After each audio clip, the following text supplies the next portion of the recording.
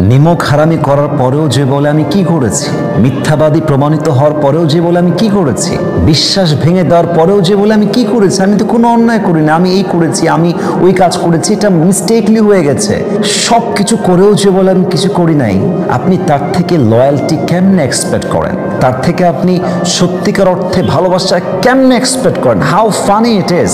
মনে রাখবেন, सच्चे इंसान की मोहब्बत हमेशा सच्चे होते हैं और झूठे इंसान की मोहब्बत हमेशा झूठे होते हैं। जो सच्चे बोलते हैं वही सच्ची मोहब्बत कर सकते हैं, जो झूठे बोलते हैं उनकी मोहब्बत कभी भी सच्चा नहीं होता मेरे दोस्त। যে সত্যবাদী তার ভালোবাসা সত্য হয়, যে মিথ্যাবাদী তার ভালোবাসা মিথ্যা হয়। অতএব ভালো তাকেই বাসবেন যে নিমক হারাম নয়, যে বিশ্বস্ত হবে, ভালো তাকেই বাসবেন যে সত্যবাদী হবে, ভালো তাকেই বাসবেন যে অনেস্টি অ্যান্ড লয়্যালটি মেনটেন করবে।